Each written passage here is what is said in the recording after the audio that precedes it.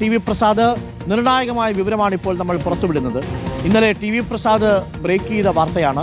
തന്ത്രി മഹേഷ് മോഹൻ ഖണ്ഡ്ര് ഈ ബെല്ലാരിയിലുള്ള ഗോവർദ്ധന്റെ ജുവലറിയായ റുദ്രം ജുവലറിയിൽ പോയി പൂജ നടത്തിയിരുന്നു. ആ പൂജ നടത്താൻ പോയത് ഉണ്ണികൃഷ്ണൻ പോറ്റിക്കൊപ്പമാണ്. കാര്യങ്ങൾ ഇങ്ങനെ നമുക്ക് വായിച്ചെടുക്കാം. ഉണ്ണികൃഷ്ണൻ പോറ്റി ബെല്ലാരിയിലുള്ള ഗോവർദ്ധന് 59 പവൻ സ്വർണം കൊടുക്കുന്നത് കേവലം സ്വർണത്തിന്റെ മൂല്യമായിട്ടല്ല, അത് ശബരിമലയിലുള്ള സ്വർണം ആണ് എന്നതിന്റെ വിശ്വാസ മൂല്യമാണ് ഗോവർദ്ധനുണ്ടായിരുന്നത്. അതല്ലെങ്കിൽ 6 വർഷം ഈ സ്വർണം ഗോവർദ്ധൻ തന്റെ ജുവലറിയിൽ സൂക്ഷിക്കുമായിരുന്നില്ല. അത് മറ്റ് ആഭരണങ്ങൾക്കോ മറ്റേതെങ്കിലും രീതിയിൽ അത് പരിവർത്തനപ്പെടുത്തുമായിരുന്നു. അവിടെ ശബരിമലയിലെ തന്ത്രിയെ തന്നെ കൊണ്ടുവന്ന് പൂജ നടത്തി. ഈ വിവരം തന്ത്രിക്ക് അറിയുമോ എന്ന് നമുക്കറിയില്ല എന്ന് തന്നെയാണ് നമ്മൾ ഇപ്പോഴും വിശ്വസിക്കുന്നത്.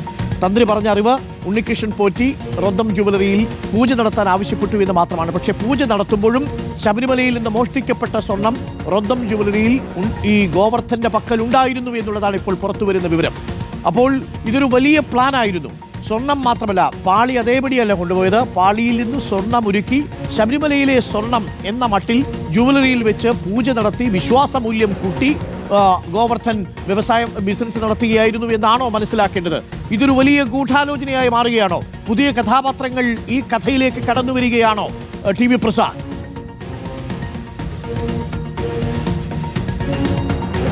അരുൺ, അത് തന്നെയാണ് നമ്മൾ തുടക്കം മുതലുള്ള നമ്മുടെ ഒരു സംശയമുണ്ടായിരുന്നു. ഇത് ശബരിമലയിലെ സ്വർണത്തിന്റെ മൂല്യത്തിന് വേണ്ടിയുള്ള ഏതാണ്ട് കണക്ക് കൂട്ടിക്കഴിഞ്ഞാൽ 1 കോടി രൂപ പോലും വില വരാത്ത ഒരു കാര്യത്തിനാണ് ഇത്ര വലിയ ഒരു പ്ലാനിങ്, ആസൂത്രണം നടന്നത് എന്നുള്ളതുണ്ടെങ്കിൽ അത് ശരിയല്ല എന്നൊരു വിലയിരുത്തൽ തന്നെയാണ് നമ്മൾ തുടക്കം മുതൽ തന്നെ ഉണ്ടായിരുന്നത്.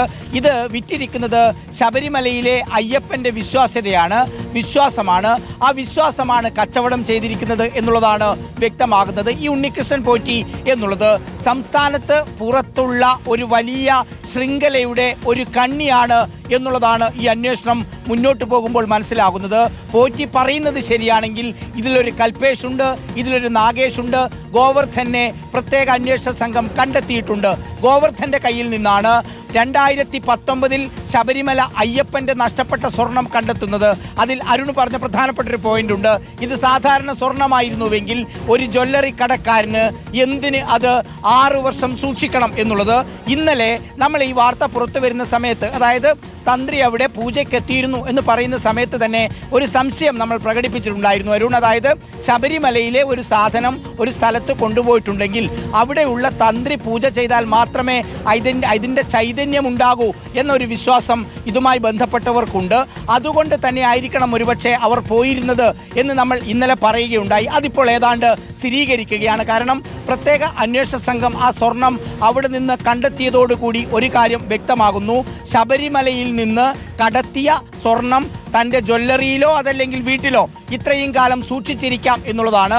അരുൺ, ഇന്നലെ ഈ തന്ത്രിയോട് നമ്മുടെ പത്തനംതിട്ട റിപ്പോർട്ടർ പ്രവീൺ പുരുഷോത്തമൻ കാര്യങ്ങൾ സംസാരിക്കുന്നുണ്ടായിരുന്നു. ആ സമയത്ത് ഞെട്ടിക്കുന്ന ഒരു കാര്യം കൂടി പറഞ്ഞിട്ടുണ്ടായിരുന്നു. അതിൻ്റെ വാർത്ത നമുക്കുണ്ട്. അതായത് തന്ത്രി ഇന്നലെ പറഞ്ഞത് വീട്ടിലും പൂജ നടത്തിയിരുന്നു എന്നുള്ളതാണ്. അതായത് റുദ്രം ജ്വല്ലറിയിൽ മാത്രമല്ല, ഗോവർദ്ധന്റെ വീട്ടിലും പൂജ നടത്തിയിരുന്നു എന്നുള്ളതാണ്.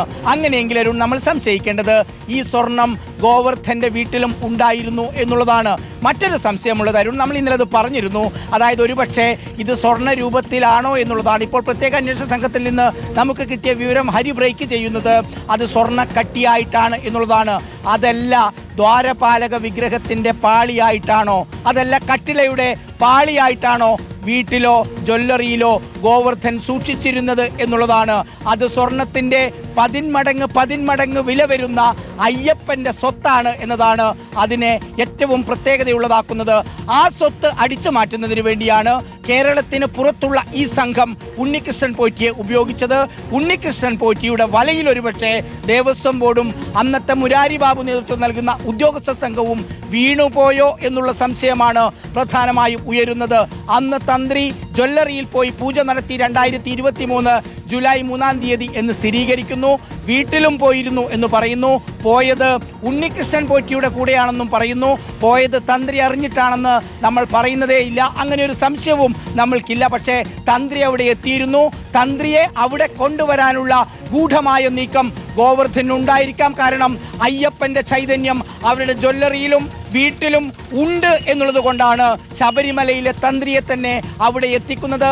അക്കാര്യം അക്കാര്യം ആളുകളെ അറിയിക്കുന്നത്, എല്ലാവരെയും ക്ഷണിക്കുന്നത്, വലിയ പൂജയായി നടത്തുന്നത്. അരുൺ, ഇതൊരു സാധാരണ കൊള്ളയല്ല. നമ്മൾ കണ്ടതിൽ നിന്ന് വ്യത്യസ്തമായി ഒരു സ്വർണത്തിന്റെ മൂല്യം അനുസരിച്ചുള്ള ഒരു കച്ചവടമല്ല ഇതിൽ നടന്നിരിക്കുന്നത്. ഈ മോഷണം ഒരു വിശ്വാസത്തെ, ഒരു നാടിന്റെ വിശ്വാസത്തെ, ലക്ഷങ്ങളുടെ വിശ്വാസത്തെ ചൂഷണം ചെയ്തുകൊണ്ട് അത് കച്ചവടം ചെയ്യുകയായിരുന്നു എന്ന ഞെട്ടിക്കുന്ന വിവരമാണ് ഇന്നിപ്പോൾ പുറത്തു വരുന്നത്. പ്രത്യേകിച്ച് കഴിഞ്ഞ 6 വർഷമായിട്ടും ആ സ്വർണത്തിന് ഒന്നും സംഭവിച്ചിട്ടില്ല എന്ന് പറയുന്നതിന്റെ അർത്ഥം അയ്യപ്പന്റെ ചൈതന്യം അതുപോലെ സൂക്ഷിച്ചു വയ്ക്കാൻ, അതിന്റെ കോടികൾ വിലയുള്ള ആ മൂല്യം സൂക്ഷിച്ചു വയ്ക്കാൻ ആ ഗോവർദ്ധൻ എന്ന് പറയുന്ന സ്വർണ്ണ കച്ചവടക്കാരൻ ശ്രമിച്ചുവെങ്കിൽ പോറ്റിയുടെ ലക്ഷ്യം എന്നുള്ളത് സ്വർണത്തിന്റെ വിലയല്ല അരുൺ, അത് അയ്യപ്പന്റെ വിശ്വാസമാണ് കച്ചവടം ചെയ്തത് എന്നുള്ളതാണ് ഇന്നത്തെ വാർത്തയിലൂടെ പുറത്തു വരുന്നത്. നമ്മൾ ഇപ്പോൾ ദൃശ്യത്തിൽ കാണിക്കുന്നത് ഈ റോദ്ദം ജുവലറിയിൽ വെച്ച് TV പ്രസാദ് ഇന്നലെ പുറത്തുവിട്ട ഈ തന്ത്രി മഹേഷ് മോഹന്റെ കണ്ഠര് പൂജ നടത്തിയതിന്റെ ദൃശ്യങ്ങളാണ്. അതിന്റെ ഇൻവിറ്റേഷന്റെ ദൃശ്യങ്ങളാണ്. ഇത് പിന്നീട് തന്ത്രി മഹേഷ് മോഹന്റെ കണ്ഠര് നമ്മളോട് സമ്മതിക്കുകയും ചെയ്യുന്നുണ്ട്. ആ ഡേറ്റ് നോക്കൂ, ജൂലൈ മാസം 23-ാം തീയതി 2023 2023 ജൂലൈ മാസത്തിലാണ് ഈ തന്ത്രി മഹേഷ് മോഹന്റെ കണ്ഠർ അവിടെ പൂജ നടത്തുന്നത്. ആ സമയമാകുമ്പോഴും ഈ റോദ്ദം ജുവലറിയിൽ ശബരിമലയിൽ ഉണ്ണികൃഷ്ണൻ പോറ്റി മോഷ്ടിച്ച സ്വർണം കട്ടികളായി ഏകദേശം 50 പവന്റെ സ്വർണം കട്ടിയായിട്ട് അവിടെ തന്നെ സൂക്ഷിച്ചിട്ടുണ്ടായിരുന്നു. അങ്ങനെ മോഷ്ടിച്ച സ്വർണം സൂക്ഷിച്ചിരുന്ന ജുവലറിയിൽ ശബരിമലയിലെ തന്ത്രിയെ കൊണ്ടുവന്നെത്തിച്ച് 2023 ജൂലൈ മാസത്തിൽ പൂജ നടത്തിയിരിക്കുകയാണ് ഈ ഗോവർദ്ധൻ. അതാണ് ഇതിൽ ഏറ്റവും പ്രധാനപ്പെട്ട കാര്യം. അപ്പോൾ ഇത് എങ്ങനെയാണ് ഇത് സംഭവിച്ചത് എന്ന് ചോദിച്ചാൽ, അപ്പോൾ ഇനി കണ്ടെത്തേണ്ടത് കട്ടളപ്പാളിയിലെ സ്വർണം അടിച്ചു പോയിട്ടുണ്ടെങ്കിൽ ഇതും മറ്റേതോ ഒരു വ്യാപാരിയുടെ വീട്ടിലുണ്ടാവും, അവിടെയും ഇതേപോലെ പൂജ നടത്തിയിട്ടുണ്ടോ തുടങ്ങിയ കാര്യങ്ങളിലേക്കൊക്കെ അന്വേഷണം പോകേണ്ടി വരും. ഇത് കേവലം സ്വർണ്ണമോഷണത്തിന്റെ ഒരു വിഷയം മാത്രമല്ല, ആ സ്വർണം ശബരിമലയിലെ സ്വർണത്തിന്റെ വിശ്വാസത്തിന്റെ മൂല്യമാണ് യഥാർത്ഥത്തിൽ ഇവിടെ മോഷ്ടിക്കപ്പെട്ടിരിക്കുന്നത്, അതാണ് ഇവിടെ കൊള്ള ചെയ്യപ്പെട്ടിരിക്കുന്നത് എന്ന് പറയേണ്ടി വരും. പക്ഷെ ഇപ്പോഴും നമ്മൾ പറയുന്നു അത് തന്ത്രി മഹേഷ് മോഹന്റെ കണ്ഠരുടെ അറിവോടുകൂടിയാകണമെന്നില്ല. അദ്ദേഹം അവിടെ പൂജ ചെയ്യാൻ പോയി എന്നുള്ളത് വാസ്തവം, അത് അദ്ദേഹം സമ്മതിക്കുന്നു. പോയത് ഉണ്ണികൃഷ്ണൻ പോറ്റിക്കൊപ്പം, പോയത് ഈ സ്വർണം മോഷ്ടിച്ചു വെച്ച, ഈ സ്വർണം വില കൊടുത്തു വാങ്ങിയ, അതിനെ വിശ്വാസത്തിന്റെ പേരിൽ സൂക്ഷിച്ചു വെച്ച ഗോവർദ്ധന്റെ റോദ്ദം ജുവലറിയിലാണെന്നതും വസ്തുത.